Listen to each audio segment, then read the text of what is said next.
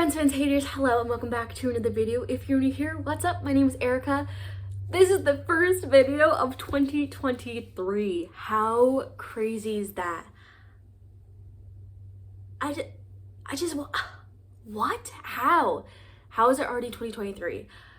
I am excited. This video is one I've literally been looking forward to doing for technically a whole year. We're gonna do a kind of like a recap of 2022 and reviewing last year's like goal setting and then setting some new goals for this year for 2023. So I'm excited. I'm gonna basically react to parts of my video from last year. If you do want to watch that video, I will leave it linked in the description box below. And then we're gonna talk through this year's goals as well. Now, quick reflection of this last year before I kind of go into like the review. This last year was a bit of a roller coaster. I think there was some really high highs and some really low lows. And that's just, I don't even know what to say about that. I feel like that's a good way. I think I had some really high highs and some really low lows. With my relationship, obviously, you know, me and Charles have been doing long distance for quite some time. And I think this year we managed a little bit better than in past years. This was the year that it was constant, where in the past he was in one country versus another and another. This last year, Charlie was in the UK the entire year. So that made it a little bit better, I think, for us because like we didn't necessarily have to adjust too much. We're pretty good with communication more often than not. You know, that's something that just comes with being in a relationship for a few years, that like we've learned, or at least I've learned, that like when Charlie's done with work, he usually needs some time to decompress by himself and things like that. Switched departments within his job, so that kind of changed things a little bit. His routine was a little bit different and I kind of had to adjust to that, knowing that like I couldn't just call him at this time or that time and things like that. He also got really into the gym. I know, I feel like last year I said the same thing, but this year was even more intense. And I think that's one thing that's really been great for us, because again, having something that we both truly are passionate about. When we're in the gym together and we can like push each other to be like, no, like you have that rep, like come on. Or, you know, even when we're apart and like I'll send him videos in the middle of a session, he's like, oh, great job, things like that. Being able to connect on something like that, because we don't really have that many like hobbies that are the same besides the gym. Actually, I moved. I was not expecting to move. It kind of happened, and then it was definitely a stressful few months on top of, it was in the middle of what's one of my busier seasons for work. So dealing with that, like a move as well as managing a crazy work schedule, was not ideal. But I mean, I found my apartment and I really like it. Towards the end of the year, so just a couple of weeks ago, got in a car accident. Definitely a very low, but was luckily unable to, you know, find a really nice car, which I actually don't know if I've showed you guys yet. And so obviously really grateful and thankful that I was able to do that, even though again it was very stressful, and again during my busiest time of year. I tell you what, it's like all the time like these huge life things happen when it's in my busy season for work. And I've had some really fun opportunities with like Gymshark, my training program, my coach. Got to go to the Gymshark lifting club with my coach school, and which recently rebranded to my coach, not my coach school. But I got to go to the Gymshark lifting club with them and did some content for them and whatnot, but also like got to work out at the Gymshark lifting club, which is absolutely insane. Got to have another year working with a brand I love, working with Ryderwear. So again, really high highs, really low lows, but we made it through. I want to be able to run a 5K in around 30 minutes. I do want to improve my stamina. I do want to improve my running. Okay, so me setting a goal of wanting to run a 5K in like 30 minutes, that was a pretty, I don't know what the word is, like not outlandish, but like maybe outlandish. Like that was a pretty big one for me to try and set, considering I don't like running. I've never liked running. You know, you guys know my catchphrase is cardio is a scam. I did not achieve that, and there's nothing wrong with that, but I will say I definitely know I'm getting more fit. One time that I cried so much, in a good way, because it felt so good for the first time ever. And not to say that it felt good actually, but more that, so okay, backstory. So Lucy, my coach, Lucy Davis, Lucy ran 100K, I believe it was end of June or sometime in July, And after, I think, listening to her podcast episode on it, I was so motivated that I was like, I'm gonna run 5K. I just got up and I did it. I told myself I was gonna do it, and I did. And I'm not gonna say it necessarily felt easy, but it was the first time that it didn't feel hard. It was the first time where I wasn't like starting to cry or get frustrated in the middle of it. I want to continue to do this. I want to continue to kind of push myself outside my comfort zone. And you know, even though again, I don't like cardio, I feel like if I don't think of it as just like running, if I think of it as like training for performance, I think that will help my mindset more. Now, I'm not necessarily going to set any sort of times, but one goal I have this year is to run a 10K. What? I'm saying it out loud. I've said it to Charlie, and we even did some quick research and found one that's going to be in a handful of months, you know, near me in New York. And I'm not going to tell you guys when quite yet, because I don't want to have too much pressure, but I think by just saying that I'm gonna run a 10K this year, that just helps add a little bit of like pressure, but like the good kind. What's it called? Accountability. There we go. So that's a goal for me. Another one that's like definitely very achievable. I want to hit a 300-pound deadlift. The 300-pound deadlift, so that one is exciting. That I did complete. I actually did a 303-pound deadlift. Put it right here, the actual number. I'll rewatch the clip. I know it's a little over 300 pounds. Finally hit it. I was in the UK with Charlie, and I swear it's like sometimes I feel like I can only hit my big PBs when I'm training with Charlie. It did take me longer than I thought, because I remember I hit like 275 pretty well in November, and I was starting to hit that more consistently. So I was definitely thinking I was gonna get the 300 earlier in the year, like by like February or March. I was so close one time. I had it all the way up past my knees, but I just couldn't get like my hips under to full lockout. And I just remember being so mad at myself that day. Yeah, I didn't get it, but then I did get it in June. I only got it one time. I've definitely been training heavier, so I was doing more like 275s to high 280s more frequently as well. It's easier a little bit in Charlie's gym because they have a lot of smaller weights, where in my gym here in the US we don't have as many weights, but especially not like small weights, if that makes sense. So trying to build up is a bit difficult sometimes, but I'm really happy I hit that. I want to keep hitting it. I want to get 3 plates. That's my next goal. You know, it's only a handful more weight than what I've done at my max. But again, I just need to really focus and work my way up there, because I want to not only do it, but do it with like okay form. But also love to hit a pretty big bench. I can do a plate and a few extra pounds.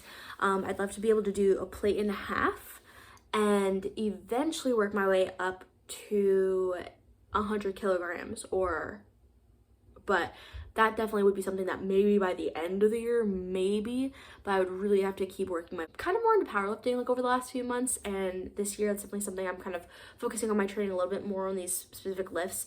So just in general, like improve my squat, bench, and deadlifts, and yeah, just keep working on those. If I'm being honest with myself, I really like training for powerlifting. I really love doing squat, bench, and deadlifts. Like those are definitely the things that get me the most excited when I hit a really big number. So I am starting to think about the concept of competing in powerlifting. I don't know if that would be this year. I don't know if that would be next year, but it is something I think I'm going to start working towards. Like there's different things to consider. I mean, there's different techniques in actual powerlifting. I'm very strong. One big part of it is that there's weight classes, and right now the weight class that I would fall into, I don't think I'd be that competitive. If I wanted to do that, I would really have to focus not only on keeping my strength, but really actually losing like a solid like amount of weight. So again, I'm not sure if that's gonna be this year or if I start working towards it and then like, you know, early 2024 go for it, but it's a concept. One thing that I've been really thinking about is the way I spend my time. I know I've teetered back and forth between having really good nighttime and morning routines, but then also having very like standard ones where you wake up, go on your phone, and then just get ready for work. I really love to like really wake up and take the time for myself. It's something I really want to work on. So a morning and nighttime routine. This one's funny because I definitely actually did it, but it wasn't really an intentional change. I just slowly started to incorporate little things that worked for me. Wake up, do a Duolingo lesson, get ready for the gym, go to the gym, come home, and basically get ready for work. I'm a morning gymmer and I go quite early, so a lot of times I would even be able to make my lunch, like cook my lunch in the morning. Definitely taking that time there was really nice. I feel like I had a lot of time. I felt like I never was necessarily rushing around. I didn't necessarily do journaling really at all. I feel like every once in a while I would journal, but journaling was not a part of my daily routine at all. I think it's something that I might try and do this year, but I'm not necessarily like, I need to journal, like I need to get all this off my brain or against it either. Kind of like, we'll see if I start that this year. Now, my nighttime routine, I also kind of did pretty well. I got better with my skincare, so skincare became definitely a part of my nighttime routine. So it helps kind of like really wind me down. I also started taking greens. I Beam. I really like their formula. I really like their flavor.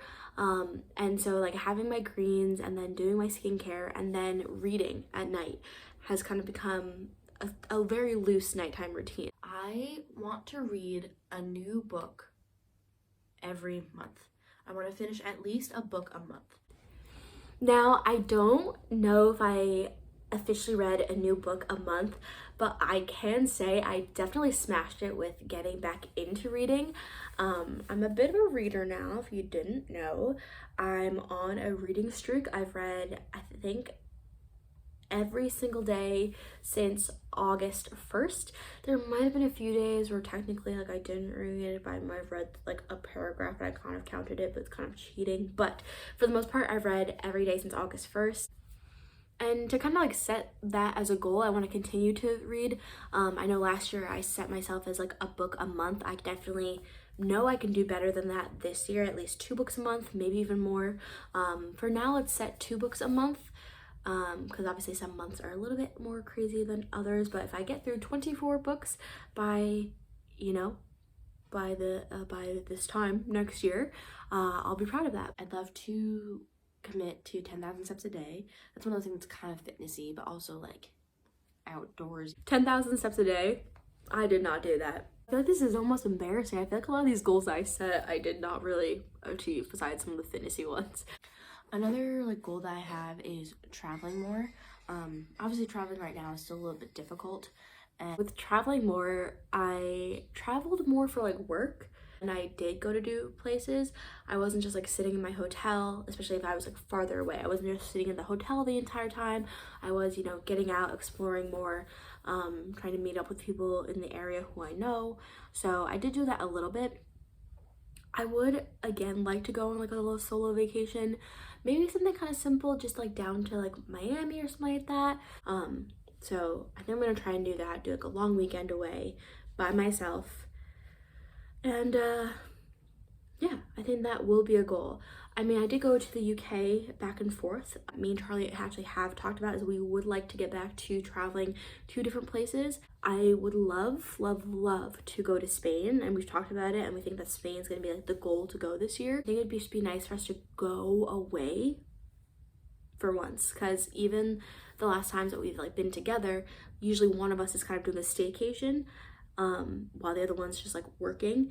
So it'd be nice for us to both just actually be on a vacation for once. Even though YouTube and whatnot is not a career for me, or like content creating, obviously it's something I enjoy. I definitely put a lot of time and effort into it. I hope that shows. I hope you guys, like my videos, appreciate that I'm trying to do more time and effort and just improve on my editing skills and things like that. I'd love to continue to put more time into it, and I don't know, like really commit. I think I've said this before, but I want to truly commit to 2 videos a week.